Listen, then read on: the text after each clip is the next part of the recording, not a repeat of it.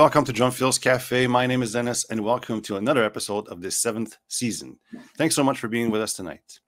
As usual, I'll invite you to go check out the Facebook, YouTube, Instagram, and TikTok pages of Drumfills Cafe to do a little like and subscribe to those pages. And of course, I invite you to go to drumfillscafe.com, the main website, to check out everything about the past seasons and the 7 seasons. So thank you so much for checking all that out.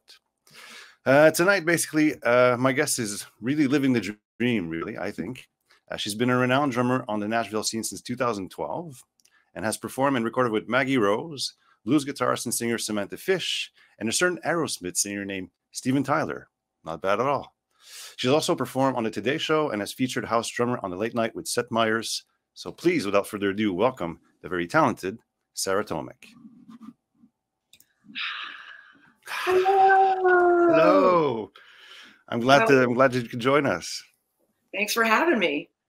No, my pleasure. My pleasure. Yeah, there's so much to talk about. I'm very excited to discuss all the stuff you've done. First and foremost, how are you? Did you just come from Australia or something like this? Yes, I think I finally just caught up. We did a little over 2 weeks over there. I got back last Monday, did the Southeast Rim. We flew to Perth for a one-off. Oh, wow. Yeah, it was pretty chaotic. I think the jet lag just wore off maybe on day 9 of being home, which is good. I'm still sipping my coffee, so. Yeah, because it's summer over there compared to winter. Or, anyways, in Canada it's winter, but over there it's summer. So, yeah, it was beautiful. And how was the reaction to you guys' show? You were there with Samantha Fish, if I'm correct. Yeah. It was awesome. The band was super on fire. I think she's really only been over there once, so this was her return, especially after COVID, and did well. The show sold great. The band killed it. I think everybody was happy. And I got to see Australia and hug a koala. So, did you go to a bobby? We went to some koala reserve, and then I'm obsessed with this other marsupial, a quokka, and they had those only off an island off of Perth. So like, I made Samantha and the tour manager like get up at like 8 a.m. after a show and take a ferry over here to basically see a rat. But it was a very cute rat. You can only see them there. So we had a blast. Yeah, you got to take it in because you're not going to be able to do that when who knows when you're going back to Australia. Yeah, exactly. But it was fun. That's very cool. Australians do love the rock. They do love that bluesy rock stuff a lot, I imagine. Yeah, it's definitely a rock and roll show. What that band was doing, I would say, a little blues infused. Mm-hmm. Definitely some jam stuff going on. Just the band was able to do whatever. We had freedom to always like kind of stretch out, or the set was different every night. It keeps it fresh, because especially with Samantha, we'll do 9 in a row. So you're playing 2 hours a night, and you want to keep that live even within the band, So it's fun. It's always flipping the set and flipping the script, and yeah, it keeps you on your toes. Basically, you're not just going on autopilot. Basically, yeah, I understand. So it's been cool. Yeah, it's been fun, but I'm ready to relax for a minute. Well, let's start from the start because I'm always interested how people get started on drums or in music. And in your case, you're from New Jersey, as you were saying. And how did it begin? Was it you? Was it? I think your father also was a drummer. Is that how you got into drums? Yeah, I mean, the best way I could put it, it's like nurture over nature. That's always the question, right? So my mom said I was about 4 years old, and I'm running around the apartment in diapers. And this is when pay-per-view was still a thing. I don't know if you know that. Right. So I guess it was the Doobie Brothers concert, and they had a dual drum solo. And right. That's true. I lost my mind, and I just sat in front of the TV. And she's like, Sarah, and I just was mesmerized. She went there. And she was like, shit, because my father was a drummer, and I'm an only child. And she just said that, at 4 years old, she already knew. And, from there, just banging on banging on whatever gear dad had. And then, you know, by the time I was in my teens, it was like he got the Guitar Center credit card and we would make a deal. He'll buy the shells if I buy the cases, you know? Okay. Yeah. So we would share drum kits and all that as I got older. Wow. And so it was kind of an easy way to get started and fall into it for sure because of my father. So Yeah, it was into it. Yeah, and he could point you out. Was he giving you lessons? Was he giving you pointers? Did you do you shows ever for them, or? really want to like listen to your parents? It's interesting because I'm trying to teach my daughter to play drums, right? And Yeah, she's yeah, like, ugh, you know. But then she yeah, looks at YouTube. She goes, "Oh, that guy's amazing," and I'm like, "But I can teach you that." She's like, "Yeah, but you're my dad." yeah. Exactly. He would. I think as I got older, he would try. You know, like I would have a rock band at the house, and he literally be like, "Okay, get up," and I'm like, "What do you mean?" And he would like sit in with the band. You Oh, know, he'd like remove me from the throne, like, you're playing too much, or you're hitting too many cymbals, or don't do this or do that, you know. And my dad strong armed me. uh, but he did. He always loved music and he loved rock and roll and he loved what I was doing in my 20s and he always wanted to see me get better, but I never wanted to listen to him. And then, you know, isn't that always the case? Because he was a monster. He was a monster drummer. oh, And, cool. Okay, you know, if I could be half as talented as he was, then I'll consider myself lucky. So cool. And did he play around the New Jersey area? Did he tour a yeah, lot? Did he? yeah, he was a Manhattan drummer. He was born and raised in Queens, so he did a lot of stuff in New York City. There was a really famous studio, the Record Plant, in Yeah, the that 70s does and ring a 80s. bell. Yeah. Everybody was there for, you know, Mm. he'd walk in and Kiss would be in a session or John Oh, Lennon, you know, so he was kind of the house band, the owner of the Record Plant was kind of like the band's godfather. So he did a lot of stuff there. mm, So it was more like, you know, that kind of, that area, the New York, New Jersey area, mm. is where he cut his teeth. But yeah, he never did like major touring or international touring. Okay. Okay. Because he had me, and then he had to get a real job. Sorry, Dad. Well, you know, sometimes it's nice. It's not the end of the world. Yeah, yeah, yeah. But yeah, I think he definitely had an influence on my playing for sure. Whether Well, I I like, guess, yeah. Well, that's what I was about to say. Maybe all the stuff that the pointers was giving you, maybe, you know, they sort of entered and then sort of got into your playing. And even though you were like, ugh, whatever. yeah, yeah, yeah. But yeah, that and some, you know, private instruction when I was younger, and Okay. high school band and the jazz band and all that stuff. So Cool. yeah, Were you into the jazz as a teen, or? I love jazz. I just can't play it, you know? Mm. Like, and that was funny in high school. The band instructor was like, "God, you got a lead foot." And I was like, and I just knew I could never, you know, I try to float a little bit and it's just, Yeah. there's such an art to jazz. And I have such a admiration for it, but I'm just, and I'll sit there and I'll do my, you know, The my jazz triplets. studies, you Yeah. know, and just, but I won't like pretend like I'm going to go out and play a jazz set right now. Mm. You know? That's funny because I sort of did the same thing. I sort of made my prof back up when I was playing my first standard when I first met him, and he just Yeah. went, "Whoa, whoa! I can feel the air from the hole of the bass drum." Like, Yeah. Take it easy. oh, okay, sorry, you know, it's the ride's louder. Oh, sorry, okay, I'll try that. So Yeah. I can What do you relate to know that. of all the jazz books? Even the syncopation book, really, you know, with all the right hand, left hand kind of, you know, all those books I remember studying up when I was coming up. But Mm-mm. and I just And love rock and roll, you know. yeah, I mean, there's nothing wrong with that. I mean, rock and roll in itself is not that easy, to be quite honest. I mean, But jazz is very technical, but rock and roll in itself, you know, you have to have that pocket. You have to feel the band. You still have to listen. You have to do all oh those yeah, things. So, yeah. totally. And how was the scene back in New York and New Jersey? What was it for you before you moved to Nashville? It was great. I really I just I played with as many people and as many genres as I could. You know, I was holding down a 9 to 5 at the time, and I would get in my car at 5:15 and be at rehearsal on 42nd Street in Manhattan by 6:15.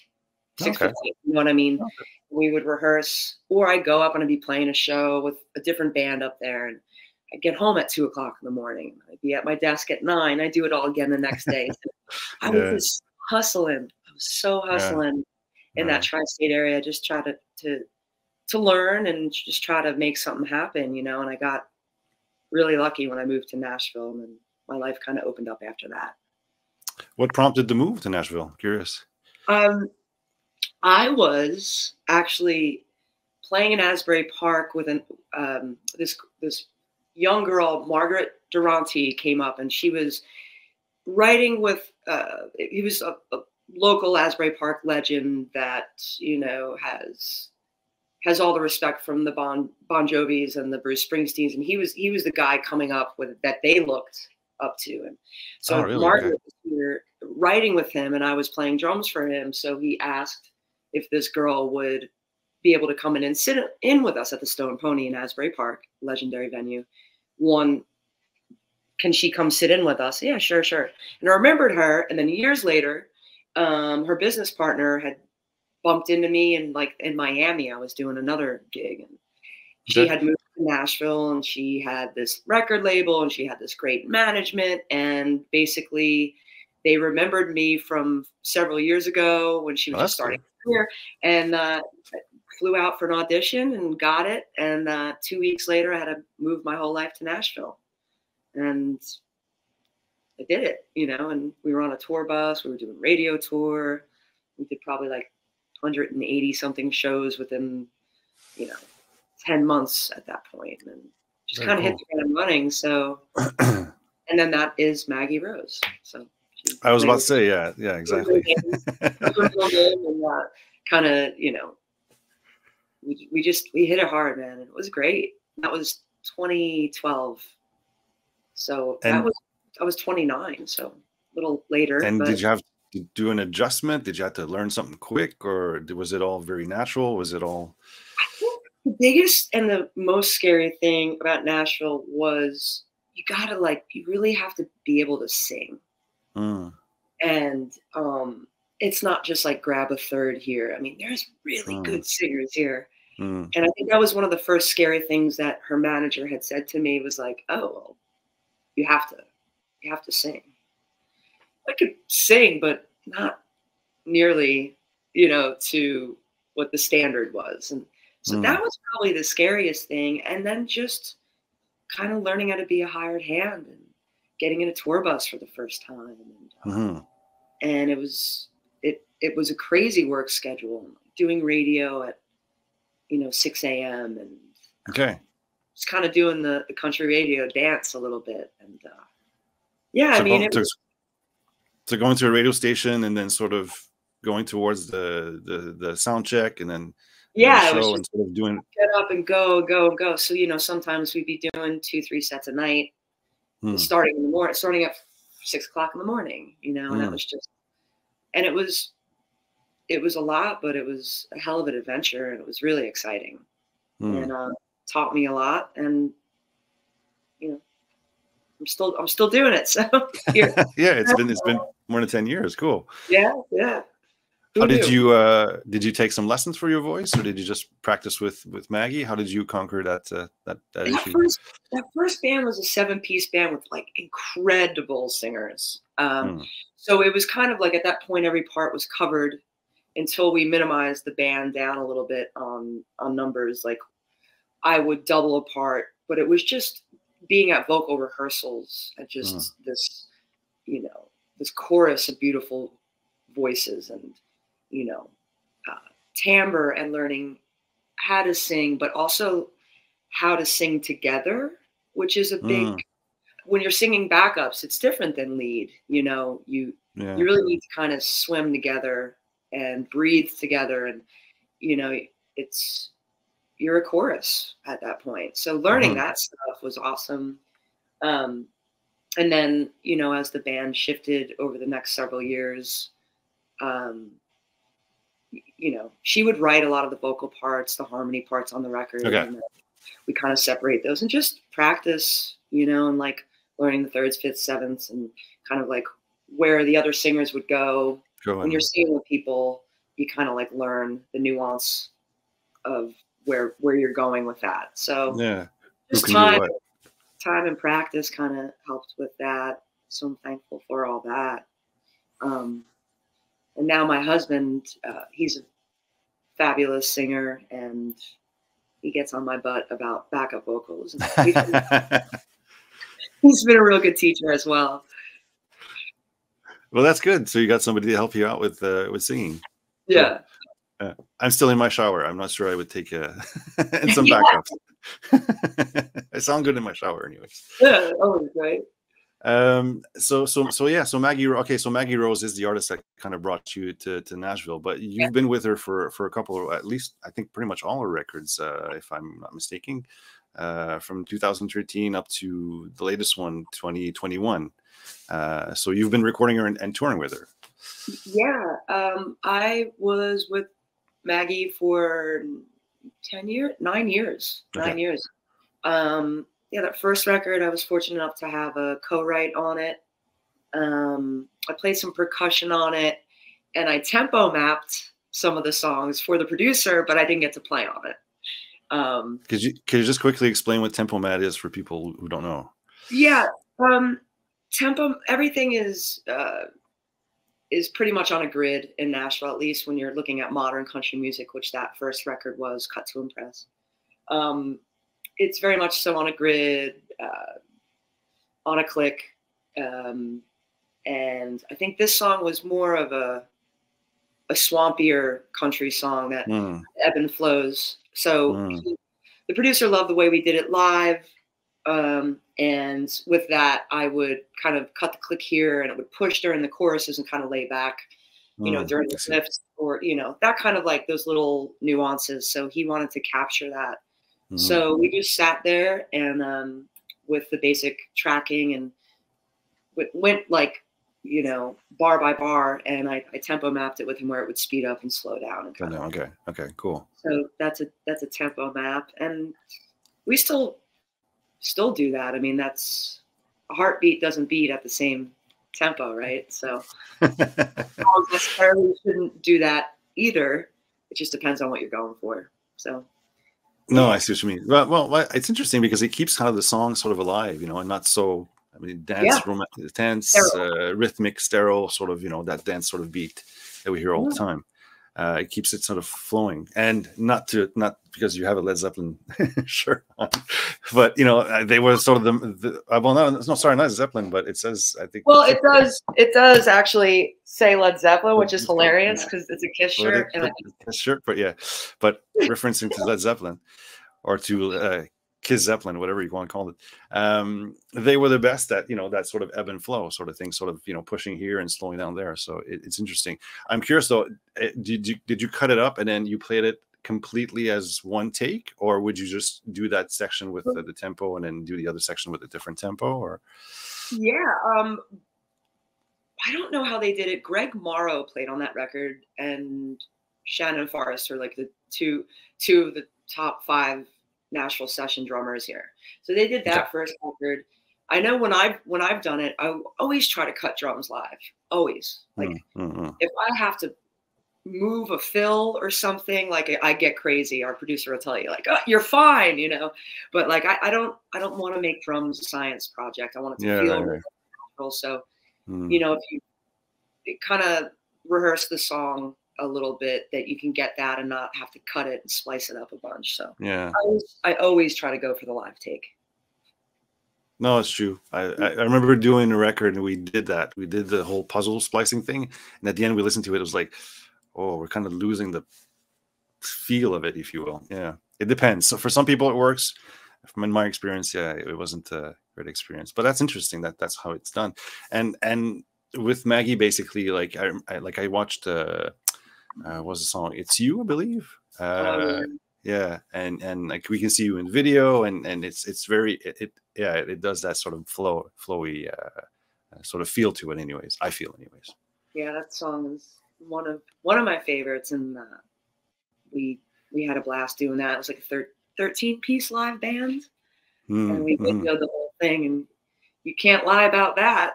There was video cameras and everything, so we had to get it, you know. Right. Man, that's still one of my favorite things I've ever done. The change the whole thing. Maggie Rose is just still, I don't know. I don't have enough nice things to say about that record and process, and it's pretty badass.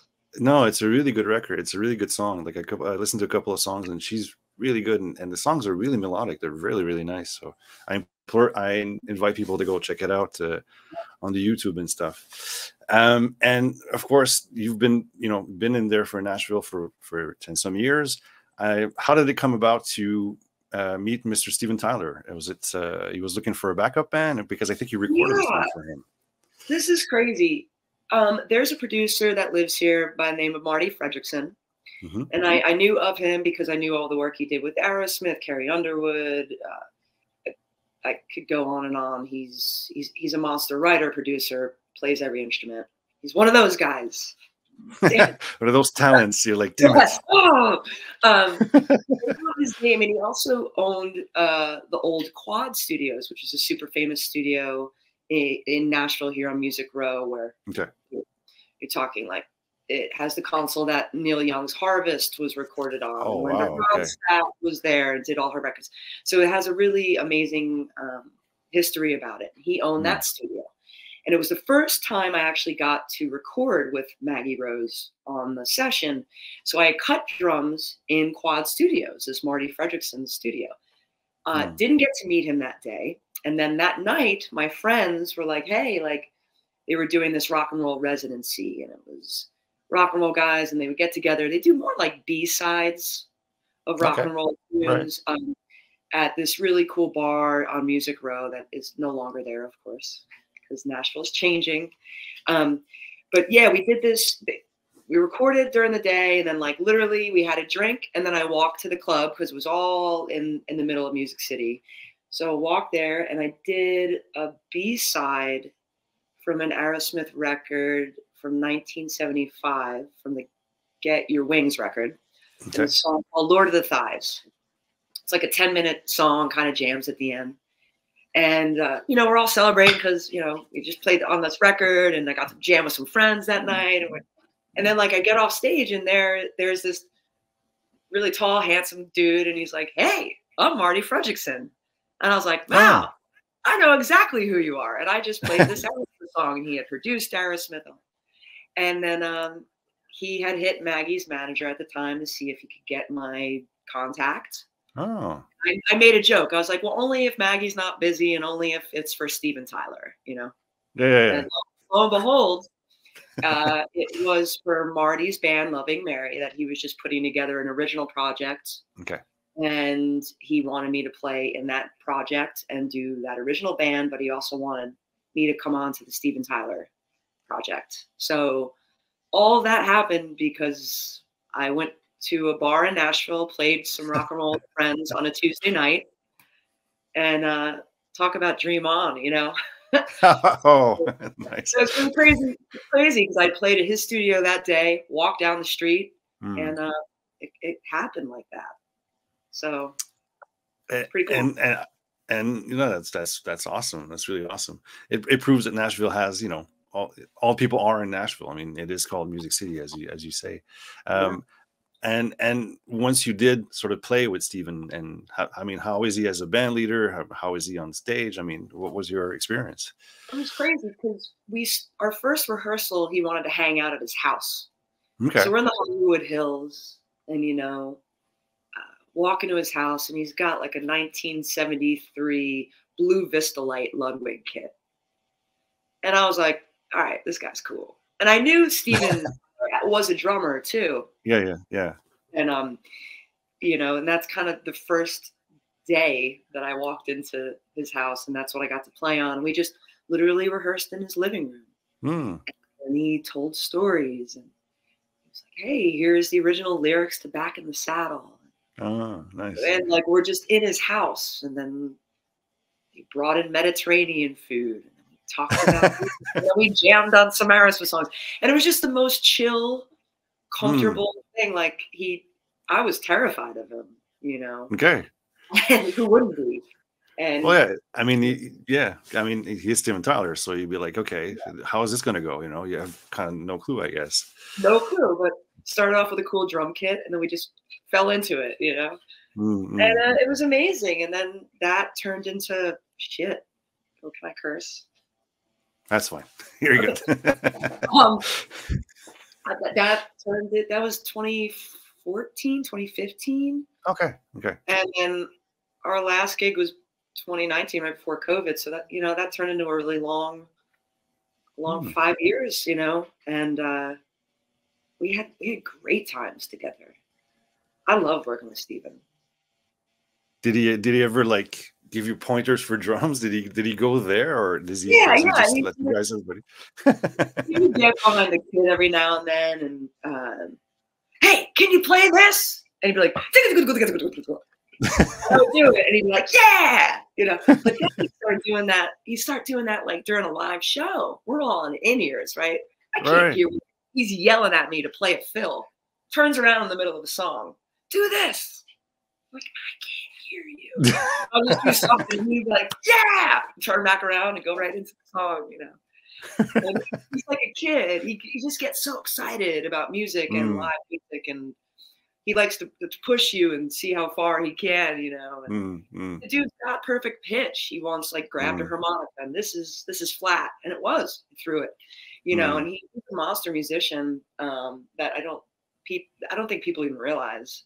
But man, he was always great to work with and pushed us. But it's with a legend, and getting to play those songs, and even like the song structures, how these songs were written, and you're with a literal, you know, American icon. And I love the guy. I can't wait to see him again. Yeah. And was there a favorite moment during the show that you would do? I noticed Sweet Emotion, where you guys are just kind of feeding off each other at one point. And he's kind of looking at you, and you're kind of responding to whatever he's doing, and that sort of interaction you guys were doing. He that, like, because it's kind of like a more of a little drum outro with some fills around it. That Joey, you know, it was an Aerosmith thing that I just definitely ripped off of Joey. That was always fun. Before Walk This Way, he would come up, and there was some hand drums on the drum riser. So him and I would just literally just kind of jam before the Walk This Way intro. So he would just play. He'd play a figure, I'd play a figure. I just kind of give him a groove, and we kind of jam for whatever. It was never set. And then when I would do the fill, we'd go into Walk This Way. That was always fun. And, you know, even everything was great with Steven. When he would go on the catwalk and he wouldn't be around the prompter, he wouldn't be able to see lyrics. I had a talkback mic. Okay. So I would feed him lyrics, you know, or him and I don't. It's funny I'm wearing this actually, because him and I we don't really love Kiss. That's why this shirt's so Zeppelin. And so once there was like a Kiss shirt in the front row, and I'd be like, Steven, Kiss shirt in the front row. And he'd be like, you know, it was so much fun just because I had a talk back in his ear, and we just played like kids up there. And that's something to learn from Steven Tyler at that point, who was 69 or 70, that just let the kid out. Don't be shy. Don't be afraid to fail. Don't be afraid to laugh. Like, right. You know, he had that childlike innocence that we all strive for in this industry, and we lose it. And because you get so much in your head, and you're trying to do all these things, and I got to do this, and I got to do that, and I got to do this move. It's perfect. We had fun. And live music needs to be live still. And there's going to be mistakes if you take chances and all those kind of things. So. Yeah, man, I learned a lot from them. I love that guy. Cool. As a kid who lives in Canada, who bought Pump when I was 14, I was blown away by that record. That's you know, I'm so glad for you. I'm just so glad for you. Who has jammed Sweet Emotion with his bandmates, his high school friends in the basement somewhere so many times. Yeah, and loving to do that, you know, at the end sort of thing. So yeah, the fills at the end, right? Yeah. Moving on to your the one that you're playing the most, I think, right now is Samantha Fish. Yeah. How did that come about? God, you know, I had been touring with Maggie for 9 years, and it was just kind of my time was coming to a close with that. You know, sometimes you just, as for health, just need to go your separate ways. Mm-hmm. And I was trying to just let it go, see where it was going. And then I heard that Samantha was looking for a drummer, and I had a reel, you know, instead of like I don't know, what would you call it, a resume as a drummer. I have like a video reel. So right, okay. I sent it over to her manager, and her label's in town, so she was here and kind of did a couple auditions, and I went in, and that was that. Got the gig, and then I played with her really heavily for about 18 months. So I joined her last July, and yeah, we had a great time. We just wrapped our tour up in Australia this last week, so yeah, it's been a treat, man. Talk about playing rock music. I was about to say, because I viewed a couple of videos, and you guys are really out there, really playing, really jamming, really like it is that excitement. There's that tinge of excitement because we're like all looking at you going, we know we're going probably there, but we're not sure, you know, and there's that sort of tinge, there's sort of that tinge of like, where are they going with when is it going to end? Is it going to continue for another 20 minutes on this solo? You know, so it's a really cool setting that you have. Yeah, and that's the cool thing. I think that's where her roots in blues music is really cool for her show, because she's really not afraid to go different places, not afraid to make a mistake. She makes melody every night. She goes for it. If she misses, she goes again. And she's really fearless. And that's something really, really cool in a performer, especially in a woman, you know, woman performer. And again, like even Samantha taught me stuff, because coming off of a Nashville gig, not to say my Nashville gigs were super regimented, but very much more, I don't want to say square, but the gig is the gig, and the song is the song. And you know, you're kind of boxed into certain standards. Yeah. You know what I mean? And also playing some of this stuff for 9 years and stuff, you know. This was a new gig, and this was like, there was a new freedom to it, and didn't want me to be on a click track with everything, even though some of Samantha's stuff was more pop, where there was some tracks, but very limited with that, and get off the click, and very much wanted to play on my heels, and the jamming and the solo sections, and you know, transitions between songs. You know, some of these could go on for 2 minutes, and it's like, where's it going to go? And that was new. You know, I hadn't done that in years. You know, so actually coming into the Samantha camp, that was almost a little daunting at first for the first couple of months. So it felt like a new thing for me, you know, because I had done this other thing, hadn't really done that stuff since New Jersey, you know, and kind of joining Samantha's outfit for that time. It was awesome. We had fun, and again, you know, just keeping it live and not being afraid to maybe fall, or you know. But when that stuff like hits, and you know, it's like cha-ching, you know. I know what you mean. Yeah. When we could get that peak, and you know, when the band really was gelling, man, you know, it's pretty badass. I know what you mean. When it does click together, it's a beautiful thing. Yeah, live music. Yeah, a special, intangible thing that y'all can create, and that chemistry is right. You know, it's really hard to get, man. So I think that band was, Are you still with them? You seem to be talking in past tense, or is there moving on to something new? Samantha's doing this new collaborative effort, and she's released a record. So she's going out for the next several months with a new band. She's got a new band in Europe, and like I think a different band when she comes back here. So the Samantha Fish band is a little on hold at the moment. So, you know, our future, I would love to play with her again. We'll see what happens. Yeah, cool. I'm sure it'll happen again. I'm sure it'll happen again. Speak to me of course, you know, this show is basically mostly in Montreal and parts of Canada and Quebec. People don't know about the Nashville scene. It's quite a big scene. You've been there for 10 years. Talk to me very briefly, like, what is it like to be in that scene? Has it changed a lot? Just sort of a summary of people who don't know about that scene. Well, I mean, it's called Music City. I'm always amazed, just the talent, the sheer talent, the songwriting that's coming out of here. I mean, so many people from LA and New York have moved here over the last 5 years. So the city has changed since I've been here. Okay. But just start with the songwriting, the licensing, the songwriting. I mean, with the biggest songwriters in the world here. Okay. Just that alone. And then you go to Music Row, where all the publishers are and the studios are and the management companies are. You go to the outskirts of Nashville, and that's where all the tour buses are held, and all the tour bus companies, you know, all the buses are coming out of this area for the most part. Okay.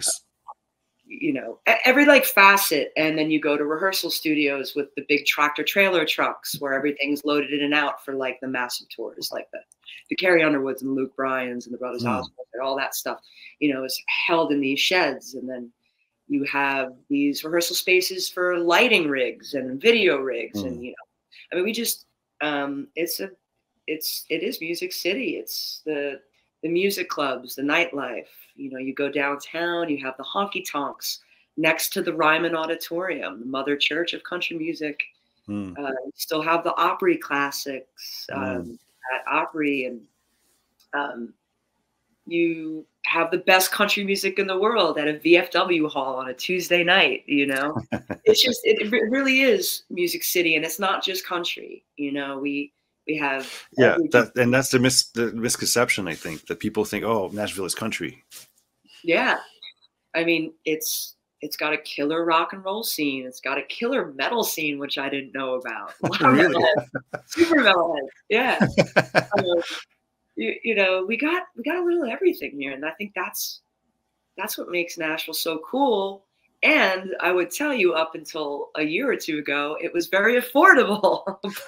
It's kind of, you know, the coolness is here, and then you get run out a little bit. I think that just happens in every city. But you know, we're holding on to that, and still just a massive community of musicians, and there's a support. It's not, I've never felt like as much as it was a cutthroat scenario like the coasts. You know what I mean? Yeah, in the sense that it's not as competitive, and I want to get the gig and I don't care about you. It's more of a collaborative, you would say? Yeah. Okay. You know, and there's subs because people have to take other gigs and things move like that. You know, next thing you know, you're on a spaceship to a different echelon of gig, you know, or whatever. You know, you have subs, and the community is a community, and we support each other. And it's just always felt like that to me, where it's not, you know, it's not as threatening. I don't know. Well, not to name places, but having talked to many drummers in the past 3 years, certain places they say, you know, oh yeah, I'll call you. Don't worry. Let's get together. We'll do something. Blah blah blah blah. And they say, okay, here's my number. No. Don't worry. I'll find your number on something, and we'll get together. And they're like, okay. I'll DM you. Yeah. I know a friend of a friend. And it's like nothing happens. You know. Hey man, you know what you'd be really great for? Well, hello. Yeah, that's a little coastal thing. I won't name any cities. New York, LA.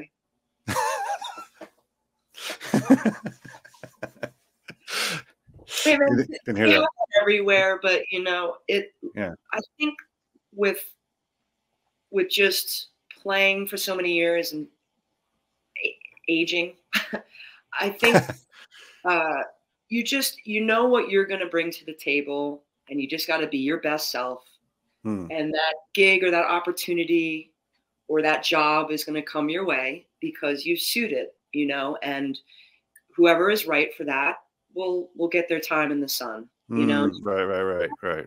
You got to live like that, and not the person that you need to be competitive most with should be yourself. Right. And not try to like, oh, I heard this band is going and I'm so not metal, but I'll practice my metal for a month and, you know, and try to, you know, and you're like, well, it's not really what you've listened to or liked or sort of thing. Like work at that. Also know your self-worth, what you bring to the table. And you just got to kind of, you know, just always remember, don't let that crap bring you down. Just be competitive with yourself and like see your goal and see where you want to be and try to just hit that. Don't let the other crap get in your way, because you know, that's all of us as musicians. We're artists, you know, so right. We're sensitive. Yes. I was going to ask you a question, but I think you just answered it, which was, you know, somebody who wants to move to Nashville and do what you're doing. But I think you just answered it, is to just know who you are and know what type of music or what type of musician you are in order to fit into those places where you're supposed to go. And cool. You know, and hustle and go get the coffees and go to the drummer lunches or whatever, you know, and there's a whole bunch of, you know, industry nights here, and just go see music, because it kicks ass. I'll tell you what. It's like there's just these little holes in the wall that just have the best music in Nashville, and it's free. It's, you know, a little dirt bar, and, you know, or the VFW hall, or if you want to go see the honky tonks, but there's just go see music, just go see it and just live in it and just be yourself, and things will shape up. Cool. I'm curious to talk about, since it's a drum thing, pocket versus technique. But I think pocket is always more important. I think some people have certain pockets. There's always that thing where the internet, where people are impressed by, you know, oh, look at the chops I can do. Yeah. Did you ever get hired because of your chops, or are you more of a pocket drummer, or like what is the thing that people go, oh, well, I'm thinking of Sarah because this and that and this and that? Yeah, I would always strive for pocket, because you're only as good as your drummer. And if you're making Americana music, American music, country music, funk, soul, rock and roll, where does that come from? Pocket. You got to have that. You got to make those butts dance. You got to make people sway. If you don't have that, what are we doing here? You know?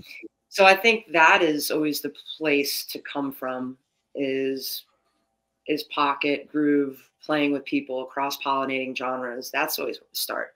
And then, of course, you know, that the chops, the technique stuff comes as you're developing, and you're sitting with the Ted Reed syncopation book, and you're sitting there with all those fundamentals, snare drum fundamentals. You got to do that. And my practice routine is still that stuff that I dislike to this day, is the reading and like practicing some jazz hands. And I love Latin music because I think it's super hard. And I love, you know, hitting those Horacio Hernandez books and all that stuff. I still, that's what I practice, you know, when I'm home, you know, sextuplet grooves and fills and how to implement this in rock and roll pop music, you know. So it's a little bit of everything, but I think for me, I've always been just the pocket player first, because you want it. It's got to feel good. If it don't feel good, then you're not going to get hired,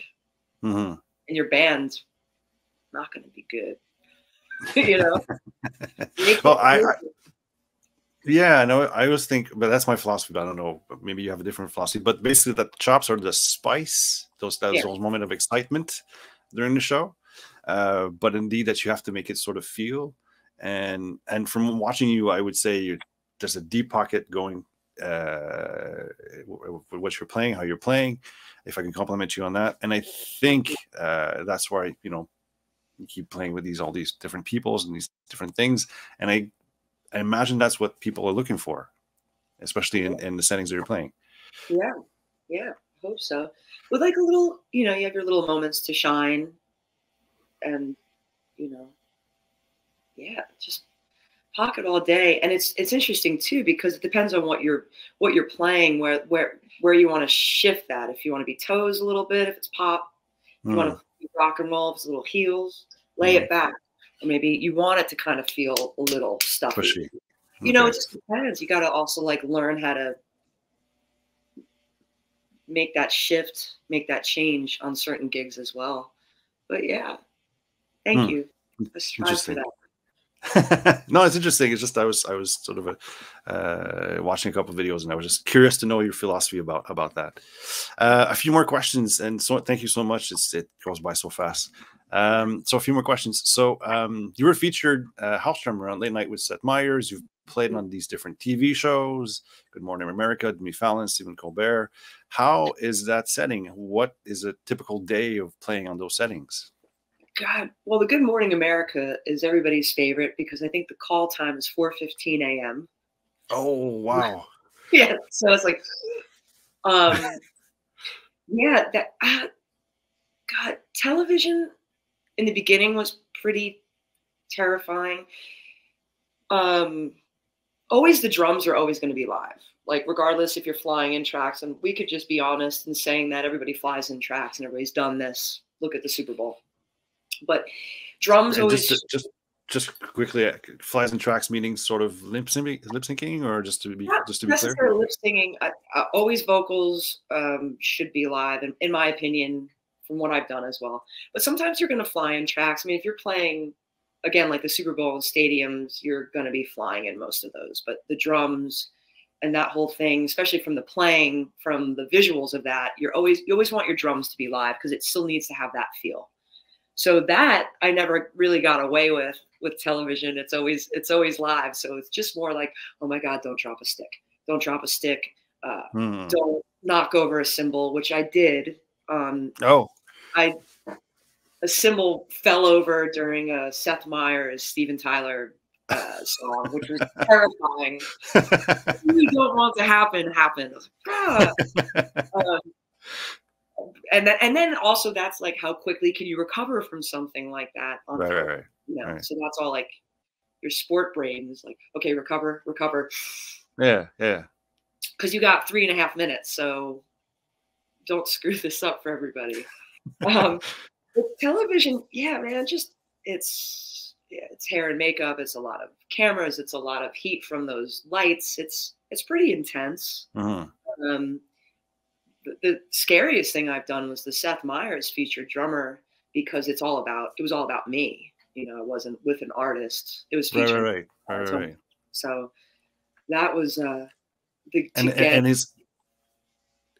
is it like, okay, here are the little cues, the 30-second cues we're going to play throughout the night, and you have to learn those little cues, and is that how it works? Or it was more the cadence to the guest. Every guest was different, so you kind of need to, as they're walking, and then right as you think they're going to sit down, that's when you have to do the fill to end it, and that stuff's just got to be, you know, there's 3 guests a night that you're doing this. You're taping 4 shows, and you don't want to mess that up.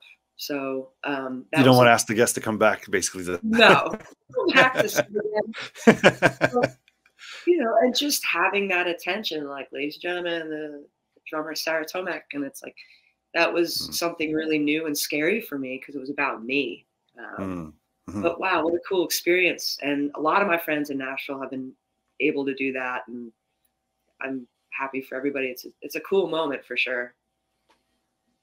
Cool. And for the other ones, it's basically you were an artist, basically, with well, I think Good Morning America was with Steven. Yeah, you were playing and stuff. Yeah, everything else was with Steven. I did the Late Night with Stephen Colbert with Sarah Bareilles. That was one of the coolest things I've done. We had dual drummers.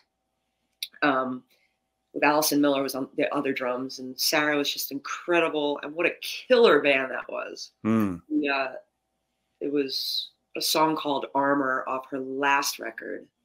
And that was one of the cooler things I've gotten to do. So yeah, did that with Sarah. I did some stuff in Spain with Manolo Garcia, who is a monster rock star in the Spanish community. Yeah, I'm just like, I've done some cool stuff. Yeah, I've been lucky. I've been really lucky. And quickly, two last questions, and I thank you again for all your time. You seem to have done a lot of session work. Does recordings with Foreigner, also a Latin Grammy Award record with, I hope to say this correctly, Manolo Garcia, I believe. Yeah. And session work with, like, as you said it, like Marty Fredrickson, all these different producers that are in Nashville. What are they asking? What to work with them, basically? How does it go about, and what are they asking mostly? What are they looking for? And what's the attitude you have to have working with these people?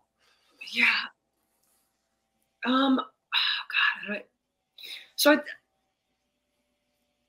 I think my intro to all this was with Maggie and her publishing company at the time, and it was my first slam session.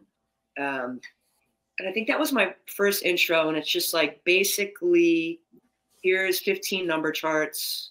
These are a bunch of demos from the publisher's artists, and you're going to go out, and within 3 hours, you're going to cut all these songs. Oh, wow. Okay. So you got 2 takes to do it.